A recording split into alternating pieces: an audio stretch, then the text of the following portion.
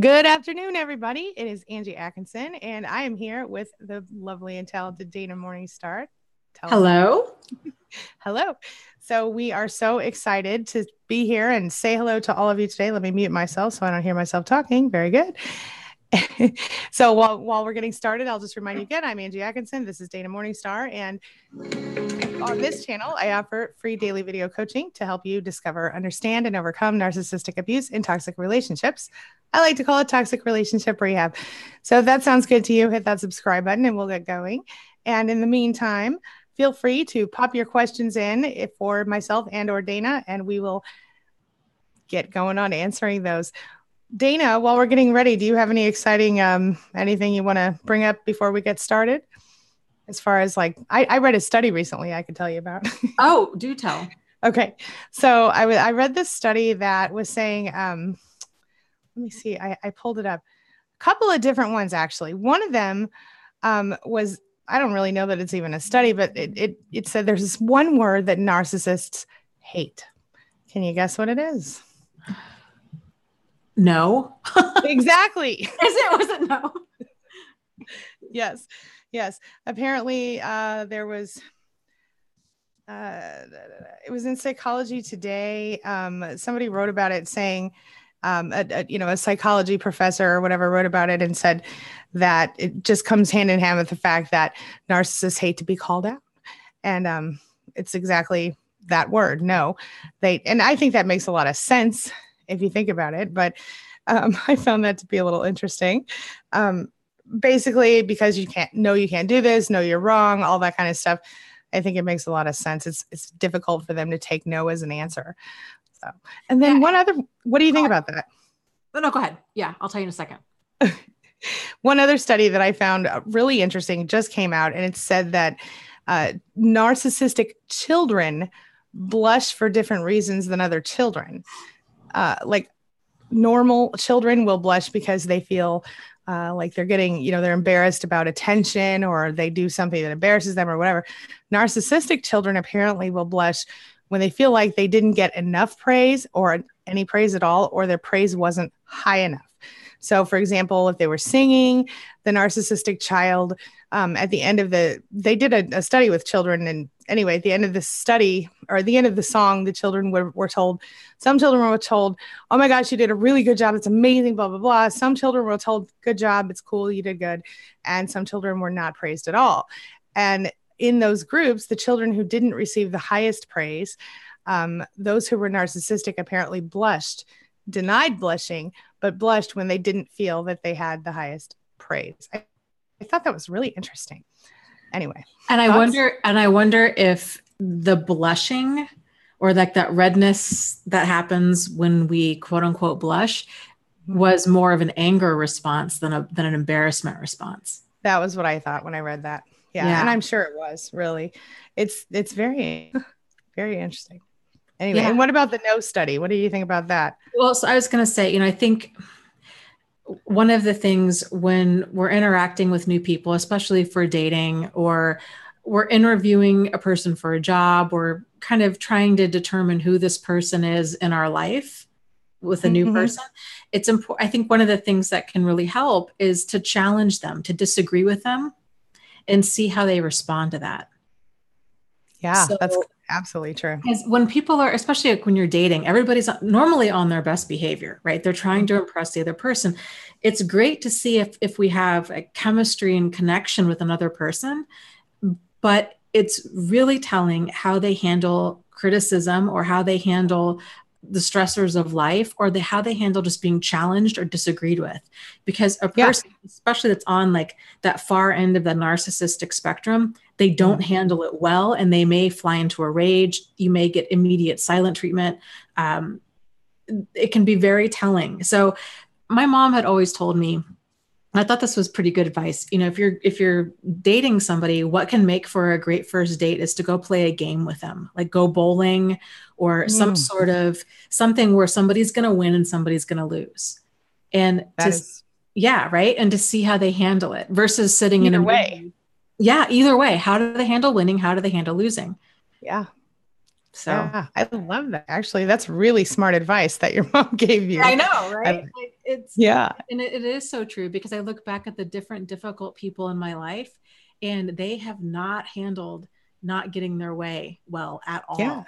Like, and Yeah. those were like the first inklings of something's really wrong. I remember thinking back at the time, like, this person is responding to this in like a child, like a bratty child who's not getting their way. And that's It's crazy. a big red flag. Yeah. Absolutely. Yeah. Absolutely. Okay. We've got some people here. And by the way, somebody who wins as well, like if they win badly, you know what I'm talking about? They're overzealous, or they're, overly competitive, even during the game. If they, especially on a first date, if they're going if they're going to cause a bunch of drama for winning, and make you feel bad about yourself, I think that's a huge red flag too. Oh, hands down. Yeah. Yeah. Yeah. All right. We have Hooray here. Hello, Hooray. Hello, Dawn Elizabeth, Madam Maiden. We are so happy to do what we do. Thank you. Muffy says, blessed day, everyone. And hello to myself and you, Dana. And we have Crystal. Hey, Crystal. Hey, girl. Hey. She figured out today that a previous manager is right on, Crystal. Oh no. Okay, Crystal, we're going to talk. Okay. Crystal is somebody that I talk to. Okay. Let's see here. We have Lynn H-Town in the house. We have Madam Maiden. I already said that. Hello, Madam Maiden. Irene Kim says, here we go. Let's just jump right in, shall we? Hello, Betsy. Irene Kim says, how do you deal with narcissists who won't listen to you when you have needs and they don't see your needs when it's fully rational and logical? Dana, thoughts? Oh boy. Yeah. Well, I think this goes back to fully accepting another person for where they are. Yeah. And this is not the same thing as allowance, but accepting it means no longer being surprised that a narcissist acts like a narcissist. Right. Like, yes, they are so incredibly self-centered and self-focused. They suck the air out of the room. It's all about them all of the time. They're not concerned about you getting your needs met. So for us trying to continually like rephrase and restate and reiterate and repeat and like do this little dance, trying to get them to validate us or to hear us, that's an exercise in crazy making. And it's a big sign that we're not seeing them clearly for what they are. Because when we see them clearly, then we're no longer surprised. Like, of course, they're not concerned about me getting my needs met because they don't care about me getting my needs met. They're a narcissist. Yeah. Yeah. I used to say when I was a kid that it was like, I wasn't a real person. And that was, just growing up, not even recognizing what I was dealing with. It was like, I literally felt like not a real person because I had been brought up by this person initially. And so like, I literally felt like, oh my gosh, like other people are more real than me. Other people's thoughts and feelings and opinions are more valid than my own. And now that I understand what I was dealing with, now I understand that, okay, well, it was a validation issue. And so what Irene, you might be dealing with is someone who is, like Dana says, not validating you. And I think, how do you deal with it? You recognize their limitations and you try to meet your own needs when you can.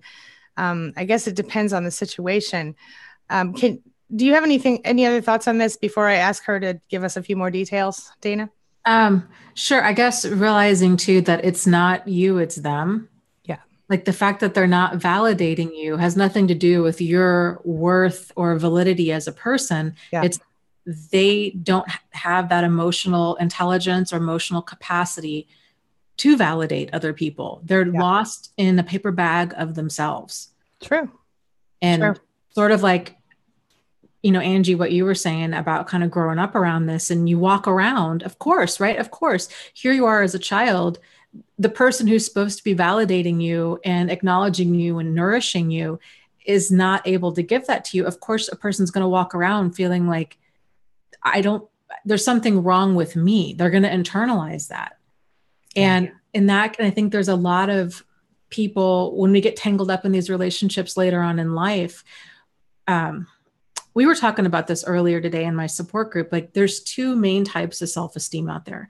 There's a type 1 person who tends to internalize that kind of stuff. And they think, okay, I need to turn myself into more of an emotional pretzel or a physical pretzel and to become what this other person wants me to become, that I'm somehow not enough and that I need to change and that I am deserving of the abuse or there's something inherently wrong with me.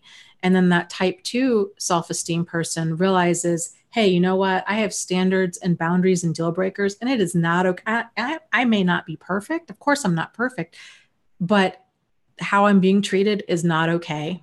And that's on them, because normal people don't go around grinding other people down to get their kicks. Absolutely. Yeah. Yeah. And also, I agree with 100% of what you said. And I think that on top of that, I would throw in you've got to accept yourself unconditionally and love yourself unconditionally so that you can become indignant when somebody treats you that way and recognize that you need to walk away or step away or pull yourself back emotionally at the very least. 100%. And that's the thing, is it's so tricky when, especially if a person has just grown up thinking like, oh my goodness, I've always thought it was my fault. I always thought I needed to do more to earn like their honesty, their love, their loyalty, their respect. Yeah. And it's never enough, because if you're dealing with a narcissist, it's never about us anyhow. It's always about them. Exactly. But it'll never be enough, because they have this pathological reality, and so it's ever shifting and the goalpost is ever shifting. But if that person has that type 1 self-esteem and they don't realize it, like so many of us didn't realize it, and then you go through and you get tangled up with something like this later on in life, sometimes just having that awareness that there is another type of self-esteem, that it's not always all your fault, and that you don't have to change yourself into an emotional pretzel in order to be treated with dignity and respect. Exactly. It's such an eye-opener for so many people. It was for me. It was. Yeah, I bet. Initially, I was, yeah, absolutely. Okay, let us move on. And Irene, if you have any other details that you want to talk about, like as far as letting us know what the needs are that aren't being met, maybe we can give you some additional tips, but throw that in the chat here if you would. And let me touch real quick. I just saw her question too. It was when they don't see your needs as fully rational and logical, it's an exercise in crazy making for us to try to be rational with an irrational person and logical with an illogical person. So if you can see that disconnect, that can set you free. Absolutely. But 100%. Communication is not the issue with a narcissist. That's right. That's right. Exactly. And that's spot on. Spot on. Yeah. Do you have one other one for us yet? Did you find one? Let's see. Let me scroll down here. I had one, but then I scrolled up to see if I could find her question. Okay, here's one from Hoorah. Question. I have read some things lately about how narcissists are at their core codependent. Any thoughts? Good one. I think they're absolutely codependent. Personally, I think they need people to function. I think they need sources of supply to function. And when they don't have them, that's when you see the collapsing narcissist. That's when you see the implosion of the narcissist. If everybody in their life pulls away and they're completely alone, one of two things is going to happen. They're going to come up with a stranger who's their new massive love or whatever, or they're going to implode, or maybe they're going to join one of these 12-step programs and ruin some people's lives. But either way, they're going to dysfunction at the very least. I don't mean to say it funny like that, but what are your thoughts on that, Dana? I guess my concern with this question is if people are identifying as codependent and they're like, well, if I'm codependent and the narcissist is codependent, then we're just kind of one and the same. And then therefore they're not that bad. Okay. That makes sense. Can I clarify what I said really quick based on that? Okay. So basically, I guess what I'm saying is I don't really like the term codependent anyway, but when we're talking about what it means, I don't like to refer to victims or survivors or thrivers as codependent per se, because the thing is, I think that the textbook definition is people who are overly dependent on one another in a relationship, right? They need each other to function, right? Or not? I think it depends on who you ask. True. You know what? I'm gonna do this really quick. I think I know that our niche has kind of played it up a little bit, but here we go. What does it mean to be codependent? It's an emotional and behavioral condition that affects the individual's ability to have a healthy, mutually satisfying relationship, also known as a relationship addiction, because people with codependency often form or maintain relationships that are one-sided, emotionally destructive, and or abusive. And so with that definition in mind, I think certainly we can both be qualified as such. However, with that being said, I agree with Dana, and I wouldn't want to underestimate the amount of damage a narcissist can do. And I think maybe we should have two different types of codependence if we're going to classify them that way. Yeah.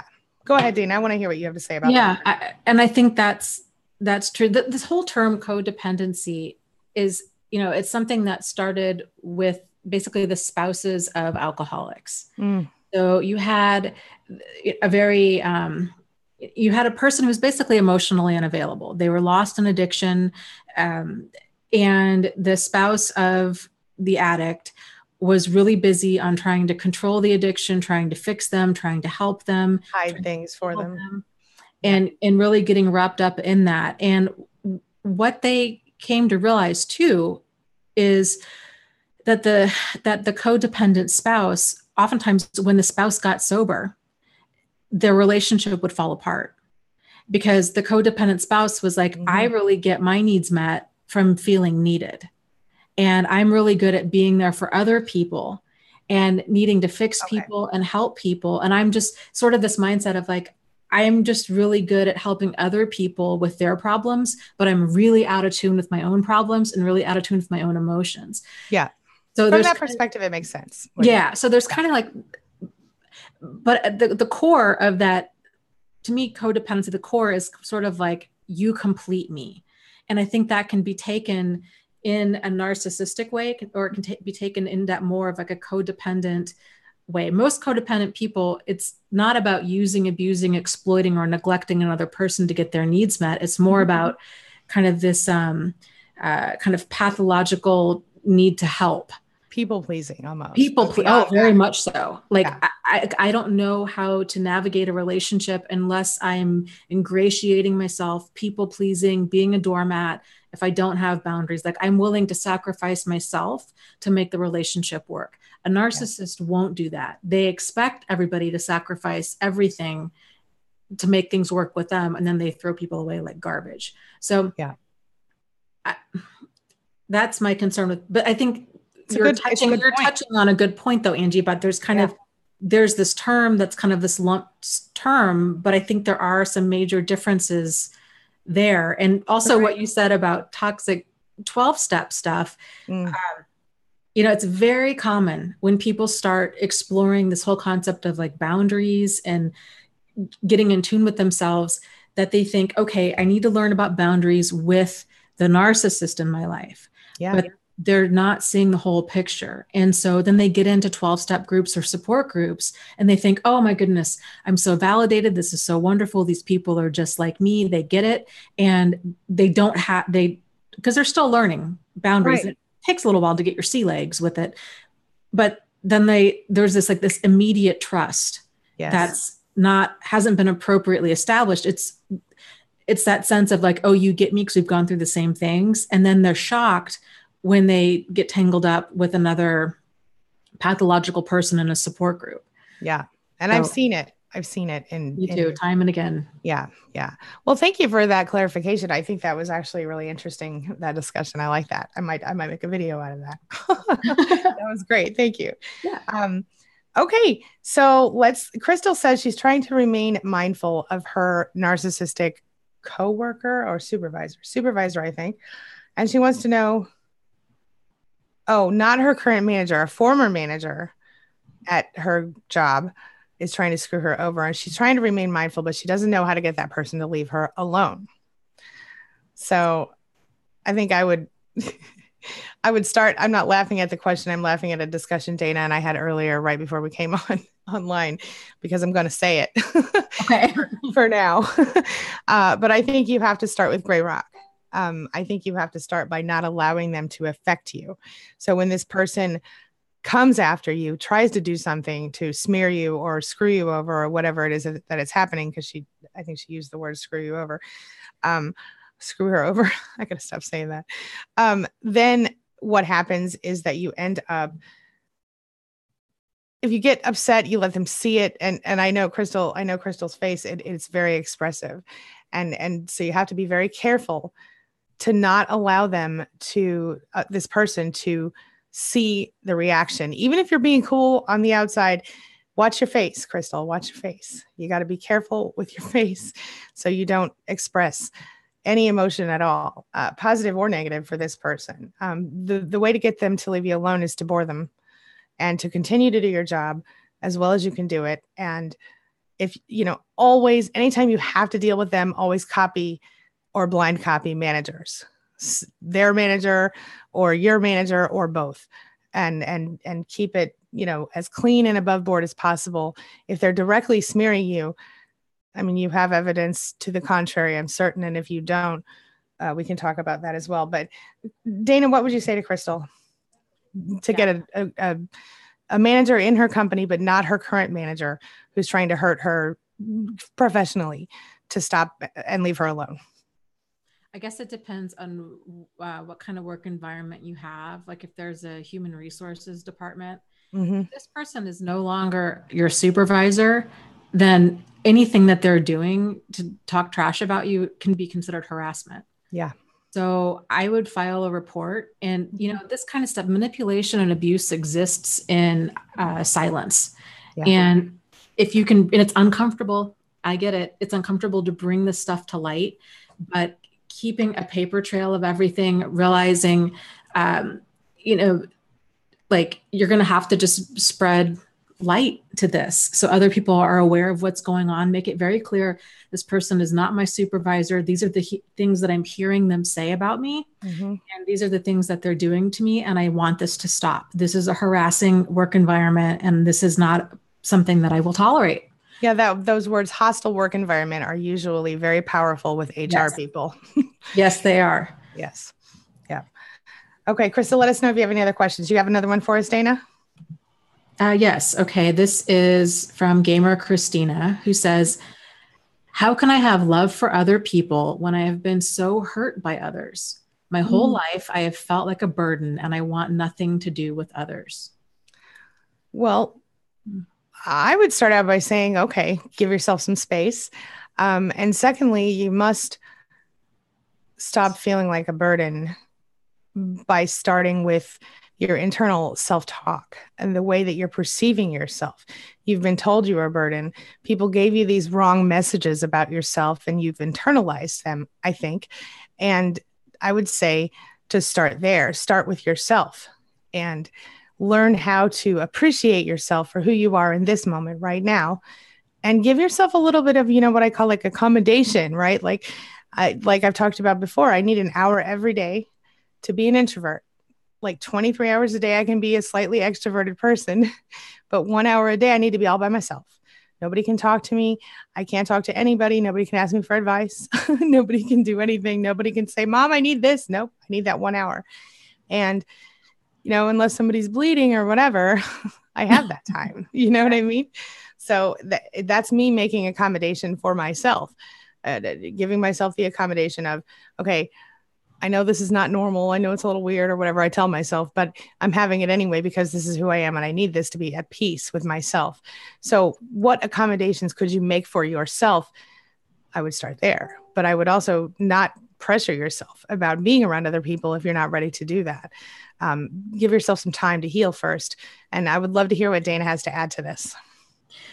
Those are all some really great points. I think so oftentimes we do try to push ourselves, but kind of back into life and back into relating with people in the way that we feel we should. Yeah. Versus based on what we're emotionally capable in the moment.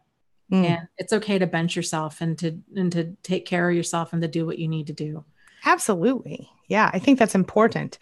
And I think we have to recognize it, right? I mean, because you've got to give yourself some grace, and part of the reason I think that you feel the way that you do is because you probably felt like a burden, like you said, for so long that you just feel like, I don't even want to try to deal with people. I at the height of my narcissistic abuse hated everybody.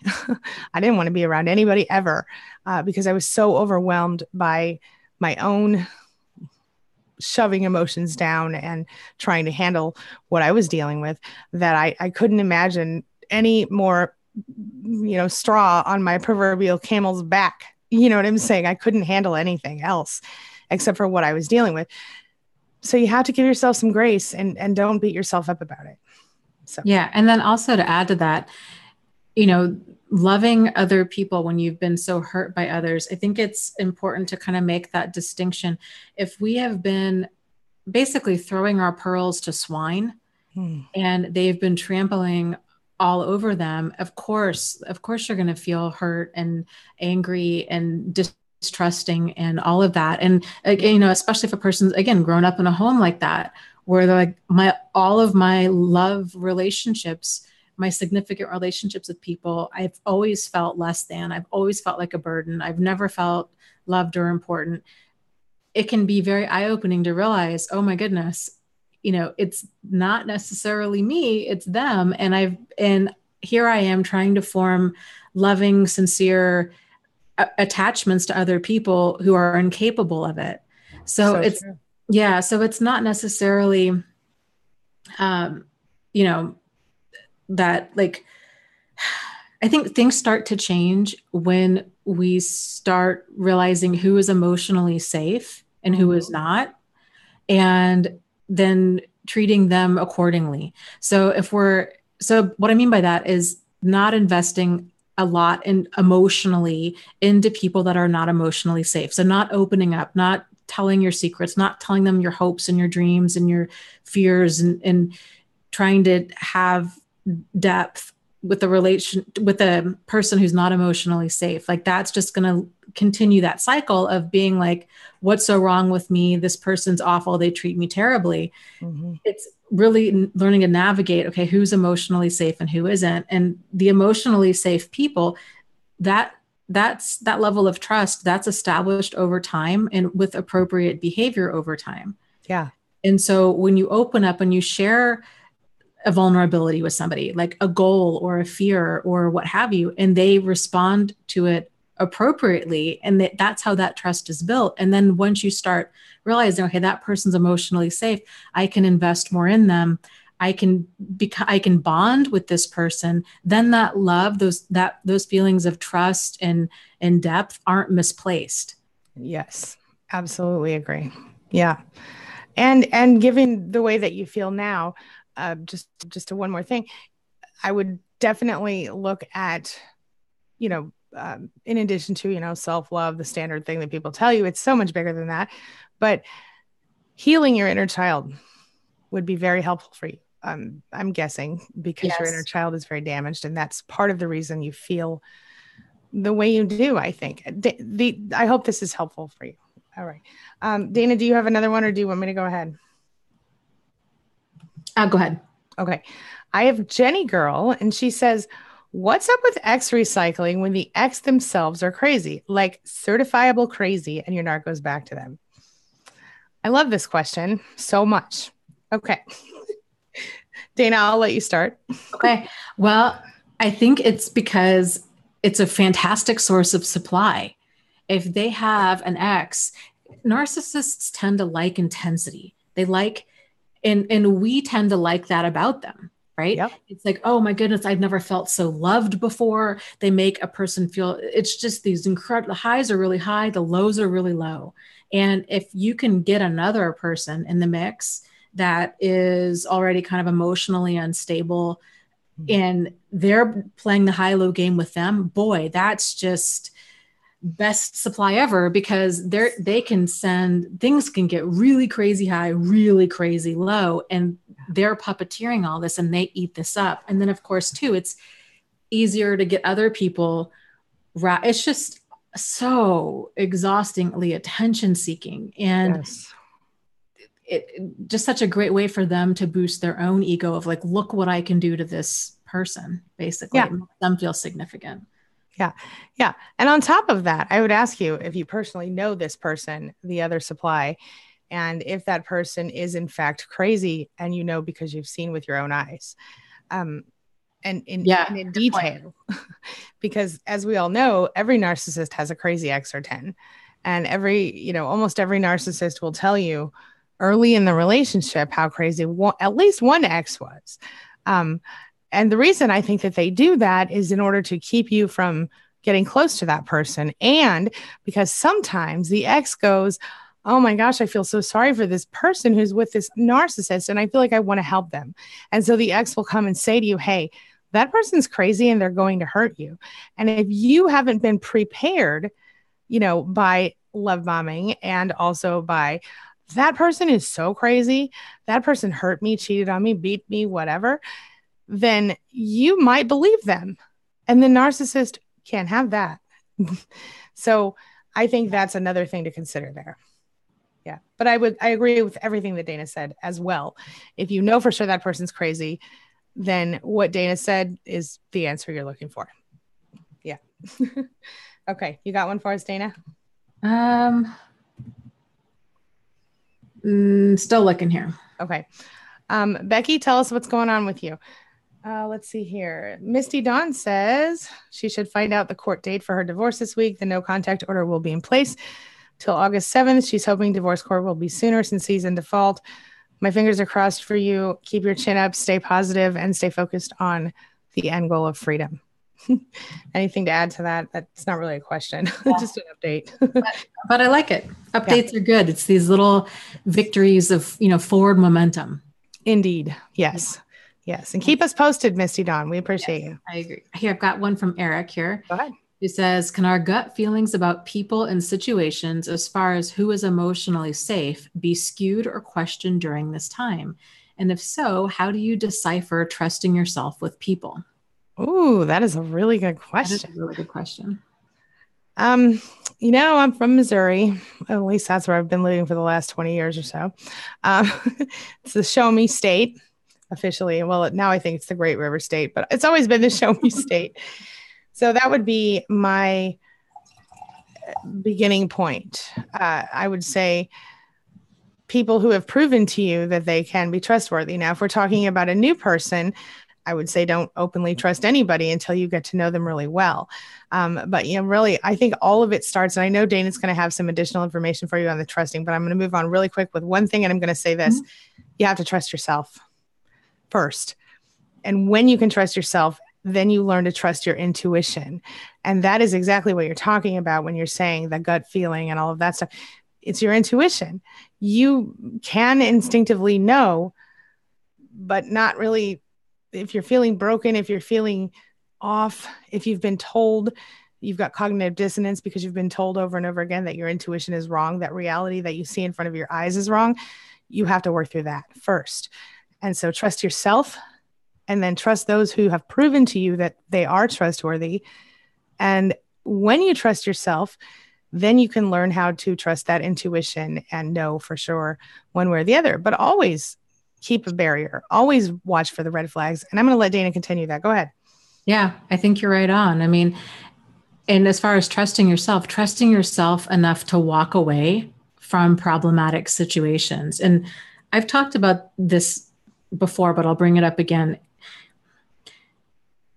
One of the bigger aha moments in my life was because I thought, I trust myself to walk away from a problematic situation. But where I was going wrong is I was staying in a situation that was gradually increasing in perpetual confusion. And I was waiting for that concrete proof that, yes, indeed, this is a problem. And the problem with that thinking is I wasn't clear on what constituted concrete proof. What was I waiting for? For them to become violent, for me to catch them in bed with somebody else? What kind of concrete proof? Because 9 times out of 10, we're never going to have that concrete proof. And if we do finally have it, we've stayed way too long. Yes, and absolutely. So reeling it way back and realizing, okay, when something's actually a problem is when perpetual confusion starts up, when mental anguish ensues, when assertive communication only serves to derail the conversation further, it doesn't lead to clarity. Those are some of the early warning signs that you're not dealing with a person who's got that mindset of mutuality, who's looking to actually have a relationship. You're dealing with somebody who, for whatever reason, is either playing games or they don't have the emotional intelligence or capacity to actually build a relationship with you. Either way, you lose. So absolutely, if you can identify that, and that's what's so hard is when people start waking up to this, because it's that first, it tends to be this major relationship that brings them to channels like Angie's or like mine, right? Mm-hmm. And they start searching for answers, and they think it's this person, it's this narcissist or sociopath in my life that's the problem. More often than not, that's the fire they can't ignore, but there's been a lot of other smoke going on for a long time. Yeah. And I think realizing that we don't need to wait until we prove for certain that this person is indeed problematic. Like, any situation that causes mental anguish is not worth being in, period, end of story. Like, if being assertive can't resolve things, this is not going to work. Absolutely. And here's the other thing too. A lot of people, when they get in these relationships, they're like, okay, this really problematic person in my life, they were a certain way. Maybe they were a redhead, they were a bartender, they were younger, or they were older, or they were a Scorpio, or they had some sort of defining characteristic. Maybe they were really aggressive, or they raged a lot, or they name called, or, whatever. They had some sort of things about them. A person is going to be on the lookout to avoid other things like that. Mm-hmm. And narcissists and sociopaths at the core, they're still people. And so they come across in a wide variety of ways. Some can be absolutely, arrogant and difficult and demanding. Some can be incredibly charming. Like there's Charles Manson, and then there's Bill Cosby. Yes. Right. Oh, that is such a great point. Oh, I love that. Thank you. So if the common ground between a lot of these people, so if we're looking for specifics, right? Okay. I'm going to stay away from any redheads, and I'm going to avoid any bartenders. I'm going to avoid younger men, and I'm going to avoid Scorpios, or I'm going to avoid only people that rage at me or name call. We're only still seeing part of the picture. The commonality between kind of the Scott Petersons and the Bill Cosbys and the Charles Mansons and, Casey Anthony's of the world is there's things that don't add up a lot sooner than that. And it's that questioning of, is it me? Is it them? I feel like something's off. That perpetual confusion, actions not matching words, and then leading to mental anguish. That's the sign to get out then. But the hard thing is for a lot of people when they're going through this, especially if they're wounded and they're like, man, I'm scared, I'm lonely, I'm hurt, is that if we're looking to other people to be our safe harbor and we come across like a Bill Cosby of the world and we're like, man, this person seems so wonderful. I don't want to miss out. I don't want to walk away. What if this person is amazing and I just have walls up because I'm scared to be loved, or it's me? If you're finding yourself caught up in that introspection, is it me? Is it them? I don't know. Is it too good to be true? Is this person a soulmate, or are they the Satan? All of that, none of that's normal. And none of that stuff happens when you're dealing with a normal, decent person. Right. A healthy person. Yeah. So back yourself up. That's at a minimum, that's a big sign to back things up emotionally to where you can start thinking more clearly. So you're not feeling so knocked off balance. Yeah. Good point. Good point. Absolutely. Yeah. Do you have another one for us, or do I have it? I don't even know where we're at. No. Okay. No, let me scroll up. I have Mr. Fishy Hat who says, by the way, I love your name. My narcissist has finally admitted that they were a jerk to me and that they really blew it. I know I can't trust them to act like a normal human being in the long run, but I've missed them so much. This is straight up hoovering, my friend. This is straight up, I'm desperate. I want your attention. I need your attention. So I'm going to say whatever I can say to get your attention. I think it's a trick person, a trick. It's a manipulation. They are trying to get back in your good graces so that things can go back to normal, during which time they will if you were being abused in that relationship, you will be abused again in that relationship if you go back. My advice is to steer clear. Don't respond, don't react, keep going forward and healing. Dana, thoughts? Yes. Okay. So for all of you Game of Thrones people out there, if you are familiar with the character Littlefinger, okay, I think he is a great example of a charming sociopath who knows how to say whatever he needs to say to kind of slither around and make situations work for him. And if you're familiar with the last scene before he was finally killed, he was confronted with all of his bad behavior. The gig was up. And so what did he do? He kept shifting around. Oh, Sansa, I love you. I've always loved you. It's whatever. And he just charm. Okay, that doesn't work. Okay, blame. Okay, that doesn't work. Okay, diversion. Okay, that doesn't work. Deflection. Okay, that doesn't work. And it was something else. And finally they were like, we're done. And then they got rid of him. Wow. They can and they will say whatever they need to say in order to get what they want. So don't think just because they cry that they're sincere or that they apologize that they're sincere. And this is what can be really difficult for a lot of people. They're like, well, how do I know if this person's sincere or not? And I'm a big fan, like what you're saying, Angie. If a person has shown you their character, that they cannot be trusted, that they have a long-standing pattern of lying, of manipulating, of deception, you can't trust them, period, end of story. It's a mistake to just take words for face value. It's a mistake to take anything at face value with these people, because if their mouth is moving, they're lying. Yeah. And so to try to twist yourself into a pretzel being like, I really want to trust that this time is different. No, this is the cycle of abuse. This is what they do. And this is how they hook people in. And at some point we have to have deal breakers to say, you know what? I don't even care. I don't care if you mean it. I don't care if you don't mean it. I'm done. Like, it's not worth my mental sanity and like my inner peace and the peace in my life to give you another chance. Like, I'm just done. Absolutely. 100%. Yeah. And it's hard. It's easier said than done. It is. For sure. And I think we're the first to admit that, right? But it's necessary. You've got to take care of yourself. Yeah. And I think this is why so many people, in abusive relationships of any kind, people tend to go back on average of 7 times before they get out for good.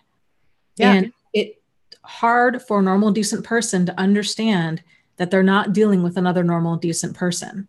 And it takes a while to fully realize, like, oh, okay, the issue here isn't a communication issue. Like, it's not a relationship issue. It's a manipulationship issue. Yeah. Right. And I love that word. Go ahead. And so like the only way to get out of the game is just to not play it. Yes. Yes. And that's the ultimate resolution to any relationship with someone like this. Get out of the game. Yeah. Yeah. Absolutely. Here's a question from Tracy. This is a good one. Please, can you help me to understand how can I know what part of my inner child needs help and how to heal my inner child? Great question. Yeah. I think that I would start on that one. I would start with, were you growing up, were you raised by a narcissist? How did you feel growing up? I would start with trying to figure out what your messages were, but before all of that, what were the wrong messages people told you in your life? What were the negative messages you were given about yourself? But even before all of that, I like to do this little exercise. It's very simple. And I think I may have talked about it in our recent stream, but I'm just going to throw it out there again really quick. So basically what I do is I like to have my clients imagine they're in their own childhood bedroom, the one they remember the best, because sometimes we had a lot of bedrooms, right? But the one they remember the best, maybe, age 10, 12, 8, whatever. And I like to imagine them walking into the bedroom and seeing themselves as a child sitting there. Helps to have a picture if you can. It's not necessary, but it helps to have a photograph so you can really remember how you looked at that age. And imagine sitting down and talking to that child and telling that child that, that child didn't deserve that behavior. That child deserved love. That child didn't do anything to make their parents or caregivers treat them that way, and that you have that child's back, that you will be there for that child. You will protect that child.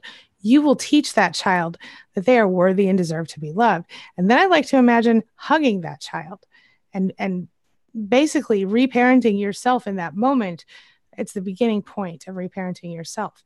And then as you go forward, you can do all these other exercises to sort of, hone in on the healing that you need to focus on. But I think initially you have to kind of connect with your inner child and see it almost as, but not quite as, a separate entity for that exercise and that moment. Because what we all have inside of us is a little child who remembers all of the rejection and all of the pain and all of the doubt and all of the, abuse. And wow, I'm emotional today, you guys. But that works a lot. So give that a shot. Dana, go ahead. Yeah. Yeah. It is a powerful thing, like reconnecting with your inner child and giving yourself everything emotionally that you wished or that you needed to get that you didn't get for whatever reason when you were a child. And so how to know what parts of you need help. I would say any type of like low self-esteem stuff that tends to come from some pretty deep childhood wounds. And it may not have even been from your parents. It could have been you were bullied in school. It could have been, a terrible friend you had in school. It could have been any number of things. Yeah. Yeah. But it's totally true. It depends. You have to tell us more and then we can give you better information, I guess, is what I'm trying to add as well to what Dana said. But I think that's a great question. I think starting with the initial connection to that child and where the injury occurred. So like if you were abused specifically at a certain age, like when you were 7, your mom was married to a person who abused you, and then she got divorced when you were 8. Well, then you want to go back to when you were 6 or 7 and start to connect with that self. But it's a process. And so we need a little more information. Mm-hmm. Okay. Whew, I had a moment, y'all. Okay. And, one of the things that I do that really helps is I do a lot of affirmations and kind of self-soothing and just being that nurturing person that I needed. Yeah, exactly. And I think for me, one thing that has been one thing that has been really effective for me is being able to ask myself, and as a mother, I use my child in this, and not use my child, but I ask myself, what would I feel like? How would I respond to my child if she came to me or he came to me and said, this is how I'm feeling, this is what I'm going through? And I try to treat myself the same way I would treat them. This also works if you have a best friend or, a dog or anyone that you love in your life strongly, that you care about, that you don't judge and that you would do anything for. So if it's your best friend or your niece or your nephew or, the kid next door that you've been babysitting since they were 2 months old and they're 17 now, whatever, the person who in your life you would do anything for, imagine if that person came to you and said, this is how I'm feeling, this is what I'm dealing with, instead of telling yourself, just suck it up and get through it. What would you say to that person? And that has helped me tremendously change my perspective on life and how I talk to myself. So I hope that's a little helpful. Yeah. Here's a comment from Jen that I think is worth touching on. She says, the whole walking away from people, she says, this is the issue. I can't walk away from anything. And that's so great that you see the hook. This was a big hook for me too. I was a sucker for charm. Yeah. And for people that moved really fast. And it took me decades to realize that this was a problem because it felt so right. Yeah. And so then when things went so far wrong, it was like, okay, half the time I was like, what did I do wrong? And then the other half the time I'm like, how did I not see this? Yeah. But if you can realize charm is a huge red flag, it's one of the biggest signs of insincerity. So if a person is really quick to just, they want to spend all their time with you, they're kind of telling you everything that you want to hear, they're setting the pace. Okay. Because here's the thing, a lot of people get confused. They're like, well, man, I have a friend in my life who is always encouraging me and kind of telling me things that I want to hear. Like, does that mean, she's a sociopath? Like, no. The difference is if the other person's setting the pace, and if they're setting the pace and you're on a direction, their direction. right? So somebody who sincerely thinks, oh man, there's so much right with you. Like these are your strengths, and they're building you up. There is no hidden agenda. They're like, man, I wish you could see yourself the way that I see you. Right? They're not trying to go full steam off a cliff with somebody else. It's like, man, I just think there's so much right with you. And I think you're so wonderful. And I think we should move in together. And I just want us to be a big family together. And you've known this person for 5 days or even 5 weeks. Like things are moving fast. Too fast. And too fast. And it's just important that we slow things down and realize that there's a lot of really dangerous, charming people out there.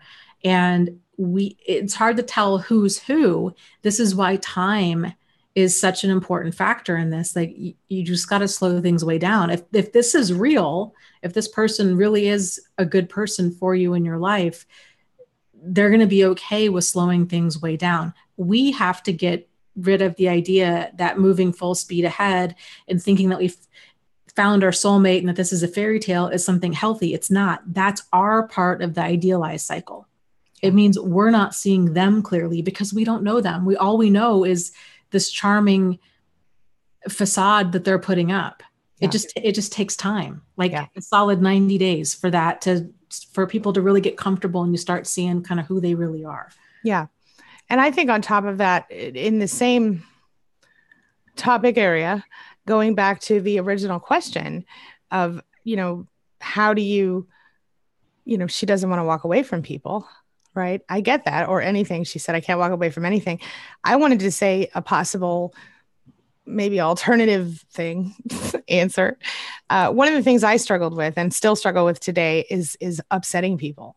And I think sometimes we are willing to put our own happiness on hold or to indefinitely turn it off in order to keep someone else from feeling bad for a minute. Or a day or a week, you know what I mean? But I think that as I get older, the older I get, the less patience I have for people who would have me do that.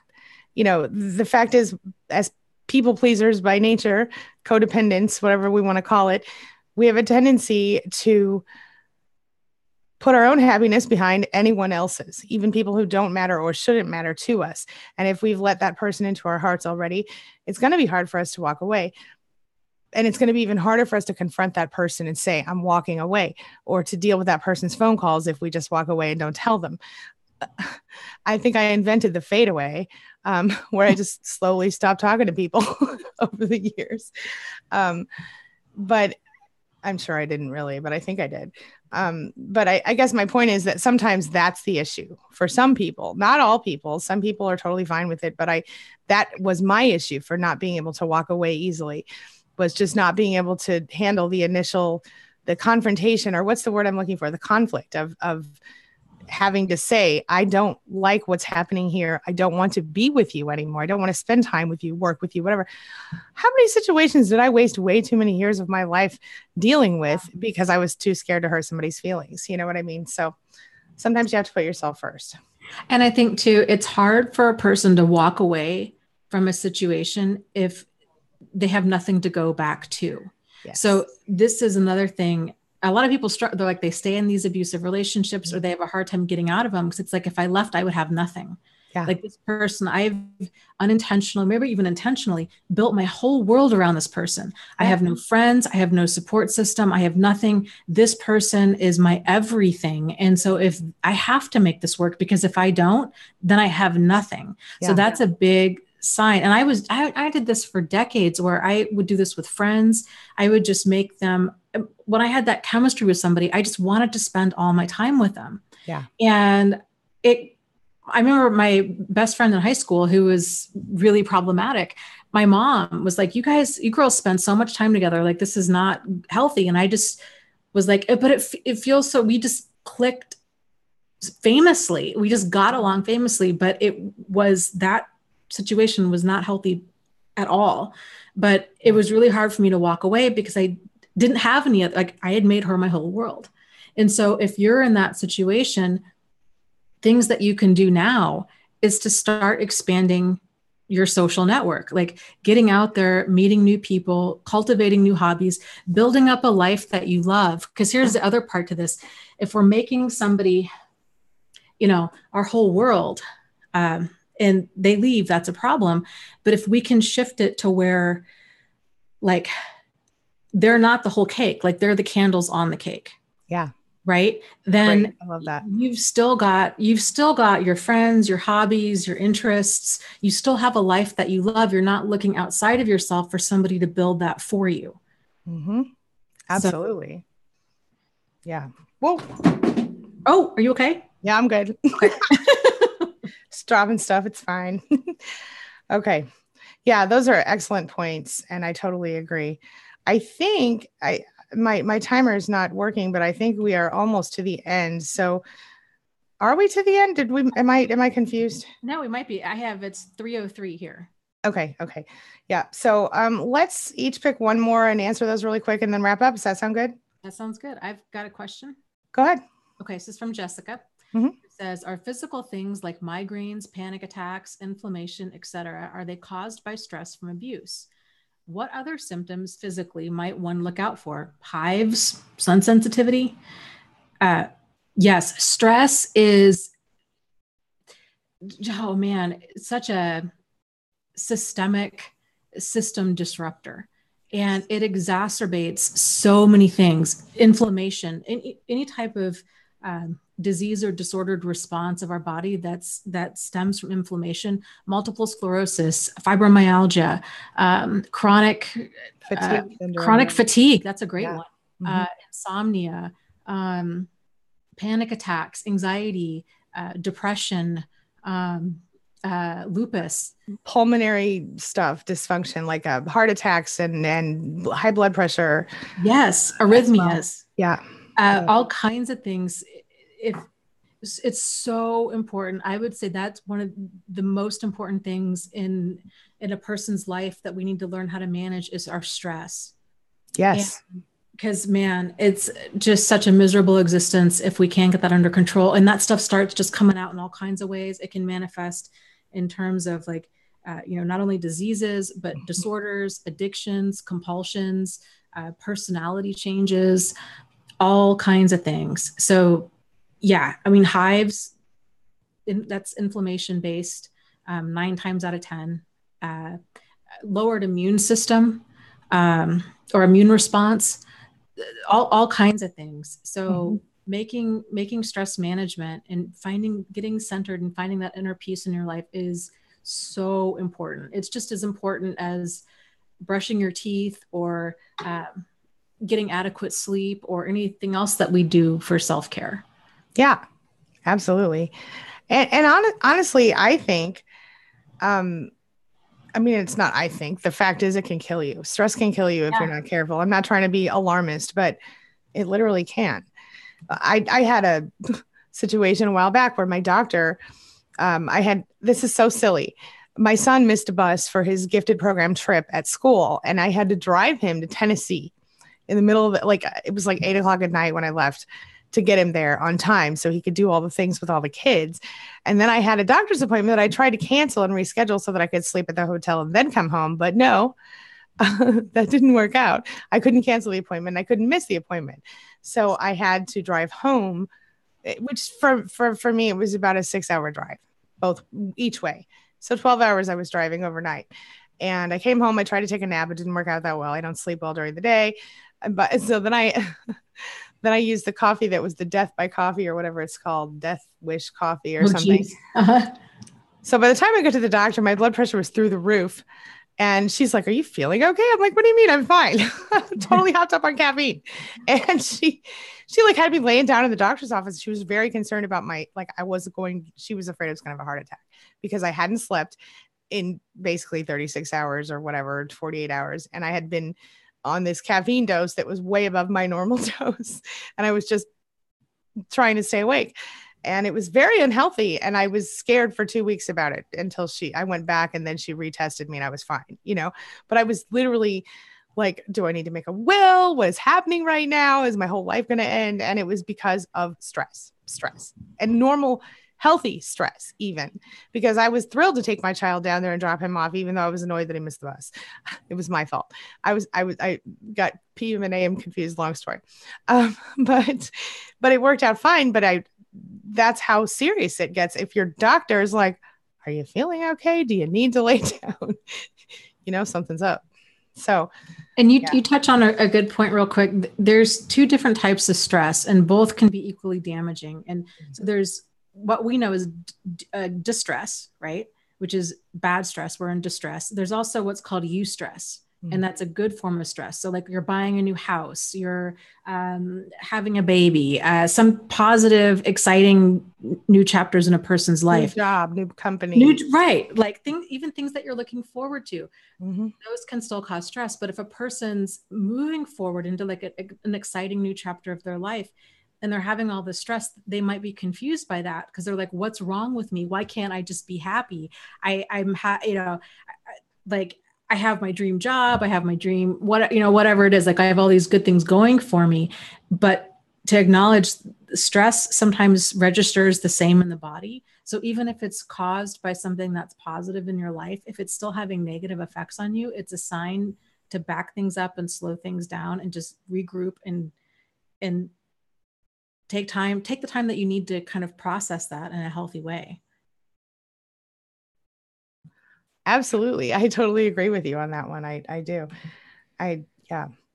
Now this is an interesting, it's more of a statement, but I think it's a really great point for us to kind of start to wrap up on. And it's from Ann Speaker.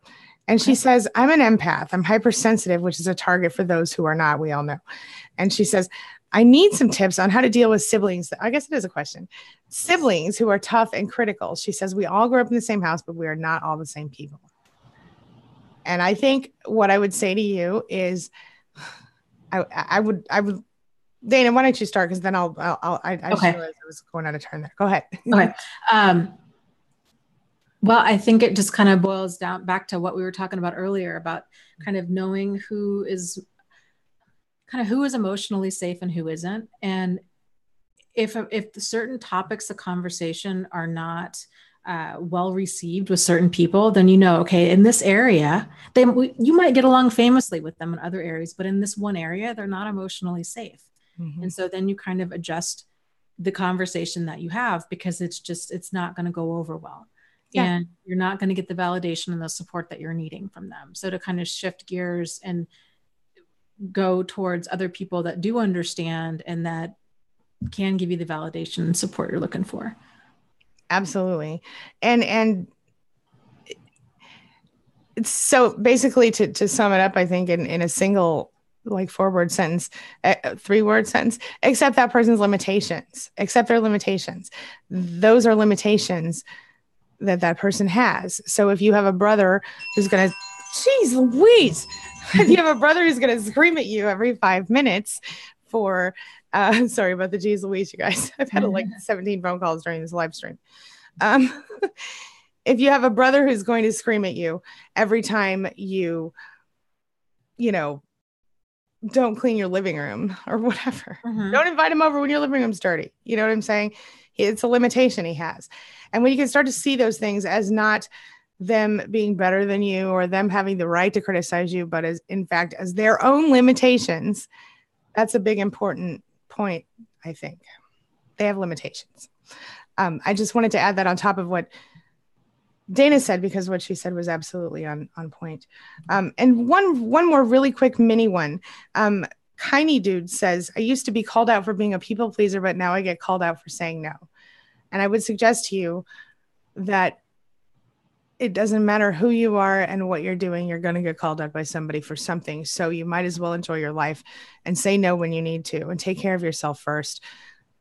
As long as your children's, if you have children, their basic needs, their health and their mental health and all that is taken care of, you could pretty much put yourself as, I'm totally all over the place, but you get the idea. You have to put yourself first before you can. If you're going to be called out anyway, you might as well do what is right for you first. Dana, thoughts? Yeah. 10% of the people out there are going to love you. They're going to be your people. 10% of the people out there are not going to be your people. They're always going to have an issue with whatever you do, and 80% are going to fall somewhere in between. And if you're grounded in yourself and your wants and your needs and the path that you're on, and you're being assertive with other people, and you're saying yes when you mean yes and no when you mean no, and then the right things they kind of get shuffled around a little bit, right? And then you start kind of moving away from some people, and you start gravitating towards other people, and the right people in your life that are there for that time in your life they're not going to have a problem with you saying no. They're going to appreciate that. Like, hey, it's really great that you say no, because now when you say yes, I know that you're really going to mean it. So it's just Absolutely kind of finding your people, and it takes some doing. Your tribe, as it were. I agree with you 100%. And I love this. Betsy Romero shared, and this is a great way for us to go out for the day, if you're fine with that. She says, in the words of RuPaul, I love it. Uh-huh. If you can't love yourself, how in the hell are you going to love anybody else? I love that. Okay. I love that. I think that should be our mantra for this week. I like that. Self-love, hashtag self-love. Okay. Yes. Sorry for the looped moment today. I hope everyone's well. Dana, as always, I love having you over here. I love coming over on your channel. Dana and I do this every Tuesday. 1 week here, 1 week there. So next week we'll be over on Thrive After Abuse here on YouTube. Make sure you check out that channel and subscribe if you haven't yet. Check out Thrive After Abuse on Facebook, thriveafterabuse.com, Twitter, all those things. Thrive After Abuse. Yep. All right. Dana, thank you. Yes, thank you for having me. My pleasure. Next week. Thank you guys. Have a fantastic week. Thanks, everybody. See you soon. As always, we appreciate you. Talk soon. Bye. All right. Bye-bye.